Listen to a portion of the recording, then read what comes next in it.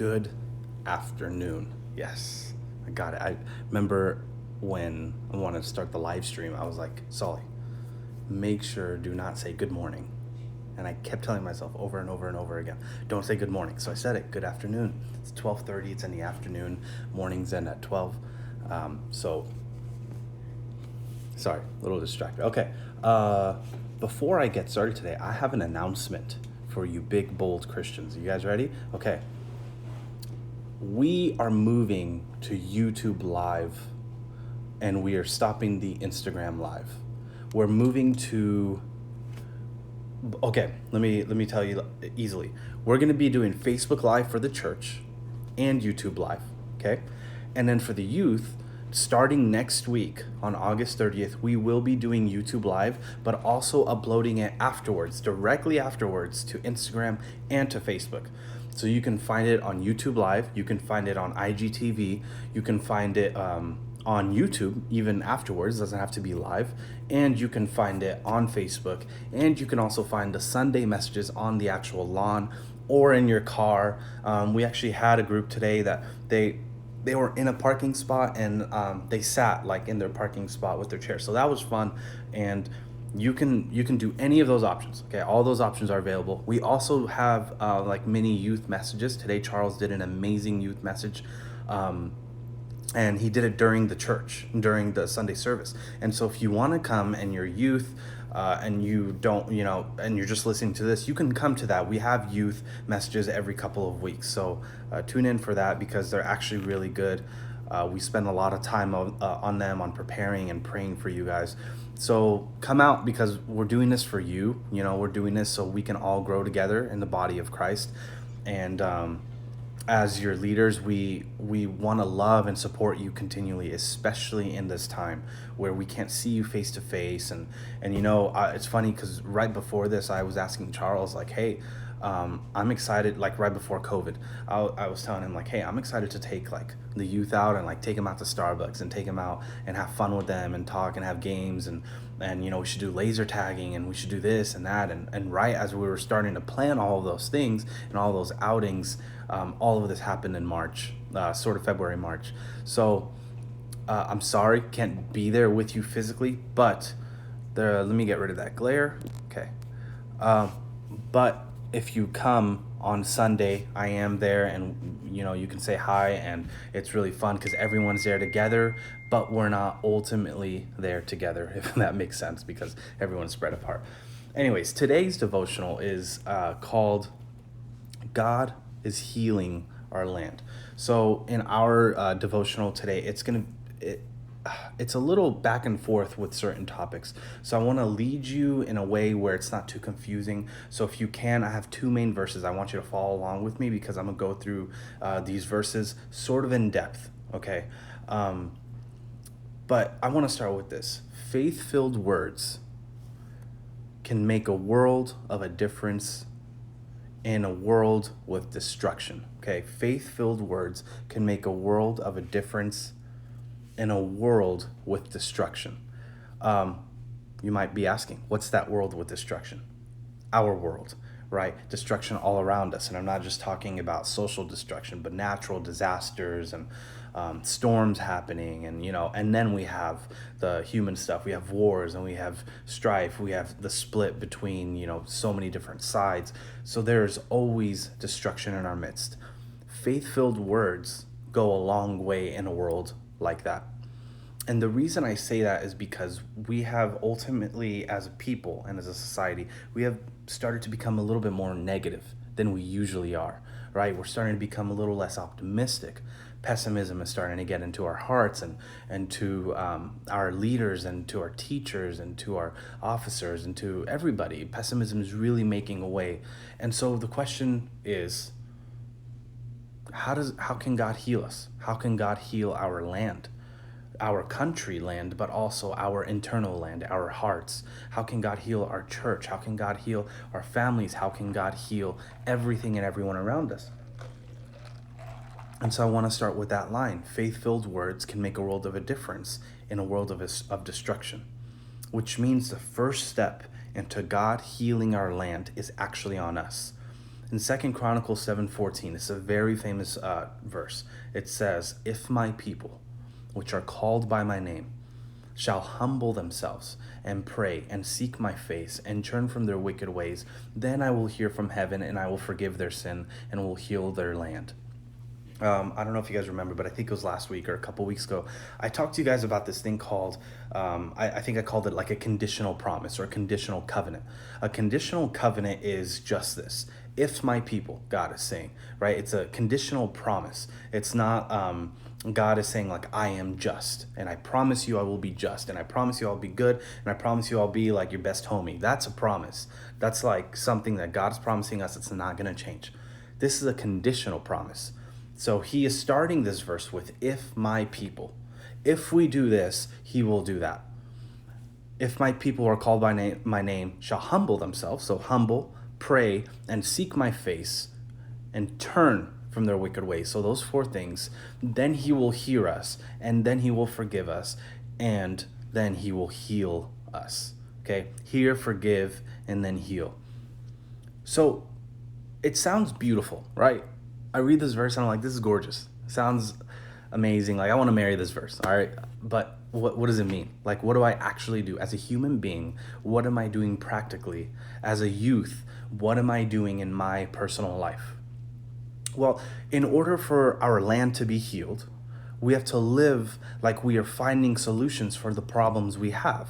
And not just physical, practical problems, but also spiritual problems. And negativity will only delay the healing of our land. So the first step is we got to remain humble. And so throughout this process, I'm going to go through 3 points with you as I usually do. But throughout this process, we have to remain humble. And what does humble mean? It means that you realize that you have no power of your own, that it is of God. And all you can bring to the table is who you are and your characteristics and your personality and your gifts and your talents. But alone, by yourself, we don't amount to much, right? And so remaining humble is allowing God to use us in our frailty and use us also with our personalities and our traits and our characteristics. And also praying. In this entire journey of healing of our land, we have to remain in prayer. That means specifically just communication, right? We have to remain in communication with God if we're going to work on this relationship. And seek my face. It's the next step of seeking his face. It's the next step of developing the relationship. Not only are we talking to him, but we're seeking to hang out with him. We're seeking to do things with him. This may look like church, right? This may look like coming to church on the lawn or watching this. This may look like going out of your way to maybe have life groups with your friends and seeking God's face through that. And all while doing that, we are turning from our wicked ways. So that is the preface that God is setting for us, for God to heal our land, for God to heal our internal land is what I want to focus on for right now. As we do those things, humble, pray, seek his face, and turn from our wicked ways.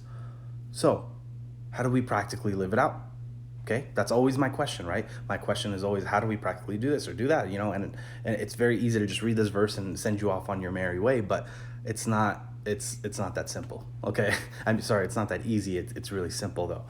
So number one way, the first point is acknowledge that our internal land needs work. Think about a farmland. All right, you got weeds here, you got good soil there, you got seeds that you got to sprout over there, you got a rodent problem over there, and you have to somehow get the entire land to perform well. And in order to do that, you first have to acknowledge which part of the land needs the most support and needs the most effort and work to be done. So that is the first thing, is we have to acknowledge that our internal land needs work. 1 Peter 3:3-4 says, your beauty should not come from outward adornment, which is the way you dress or your jewels or jewelry and all that stuff. It explains right here, such as elaborate hairstyles, like mine, look at that. And the wearing of gold jewelry. Look at my gold. I don't know if you guys noticed, but this and fake engagement rings actually silicone. Fun fact. I have a real one, but I don't wear it yet because I'm engaged. Okay, anyways. Your beauty should not come from outward adornment, such as elaborate hairstyles and the wearing of gold jewelry, of fine clothes. Rather, it should be that of your inner self, okay? the unfading beauty of a gentle and quiet spirit, which is of great worth in God's sight. So we acknowledge that our field needs work, our internal field, which means that I'm trying to phrase it in the best way possible without being too controversial. We are not as good as we think we are. And that there's stuff in us that needs to be worked on. Even though God sees us as righteous because he has the blood of Christ on us, there's stuff in us that needs to be taken out and adorned and cleaned and weeded out, just like a farmland, right? That's the first step. We acknowledge it needs work, okay? Second step is we acknowledge that we can't heal, but we can only speak healing. So we can't physically fix ourselves. We can't spiritually fix ourselves. Well, I guess we can physically fix ourselves, you work out and all that stuff, but in this context, we can't spiritually fix ourselves, right? We can't go inside our hearts and rearrange things. Only God can do that. But what we can do is take the steps forward to do that and speak healing in our life and the life of people around us. What's an example of speaking healing over people, which is a very cliche phrase, but what's an example of that? As simple as being optimistic and telling yourself, today I'm going to get rid of X addiction, or today I'm going to get rid of this, or today I'm going to work on this in myself, or today I want to address my friend's problem with blah, blah, blah. That is an example of speaking healing over someone or yourself. It is proclaiming that God has the power and he will heal you and the person around you, the people around you, and your land. That is acknowledging that we can't heal. We can't, no matter how hard we try, but we can always speak healing. Okay, I want to give an example that's actually very, very connected to what we're going through today. A lot of people are complaining about our country, right? Which, I mean, it's not always a bad thing, right? Because there's a lot of things we need to find solutions for. But a lot of people have in recent days that are complaining about things that are going on. Well, in that context, right, let's say that's the land you're working on, the USA of America, right? In that context, when we acknowledge that what the problems are, to do number two, we acknowledge we can't heal it, but we also have to acknowledge that we can speak healing over it. So for example, let's say a problem is homelessness in our country.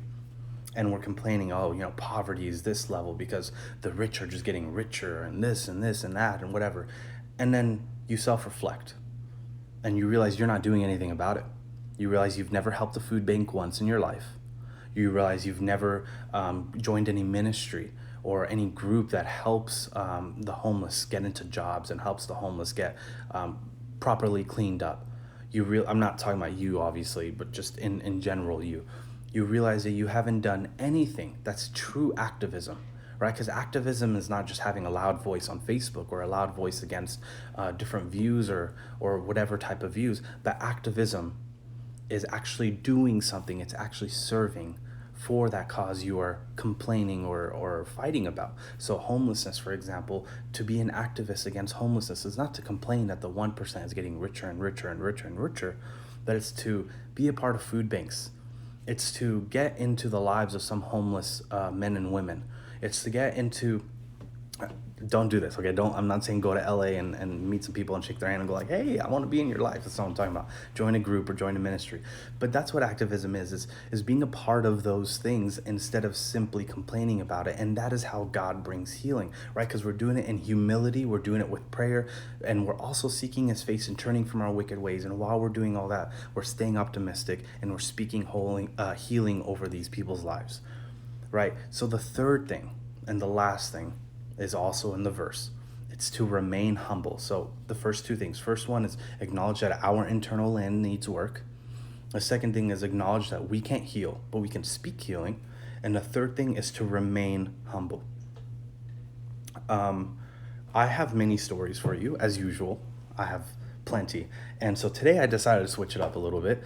Instead of giving you a story of how I succeeded in something and did something so beautifully and everything went well and God used me and I'm the perfect person out there, I'm gonna give you a story of a failure. Okay, I mentioned before in one of the weeks that I had an outreach for a birthday party, and this outreach It was very successful. It was amazing. And I decided to make my birthday basically in high school for that year. I decided to make it an outreach, and we had a lot of people come, and a lot of people from my school really benefited from it, and a lot of atheists came, right?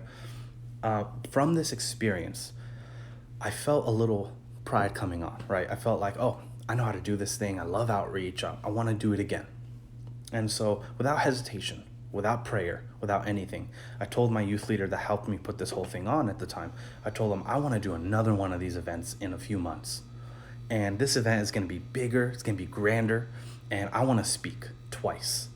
Okay, I literally told him I want to speak twice. I want to have it a whole day event, and I want to speak in the beginning, and I want to speak part two like later in the evening. I was a new speaker. I was terrible at speaking. And he heard this, and he confronted me, and he told me, Solly, you are saying this from a place of pride. This is not from God. This whole event that you are making up, and the topic of the event, I don't even want to tell you the topic. It was embarrassing. It was so irrelevant to what anybody is going through.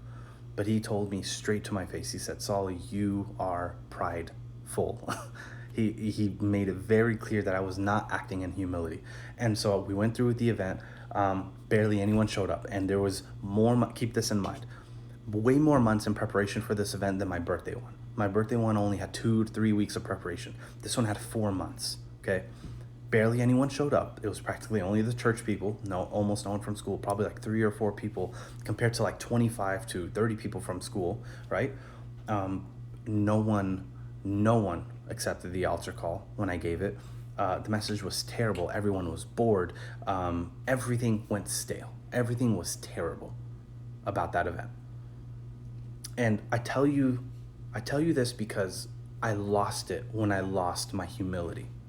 When you lose your humility, you lose the access that God or the access of healing that God has for us and for you.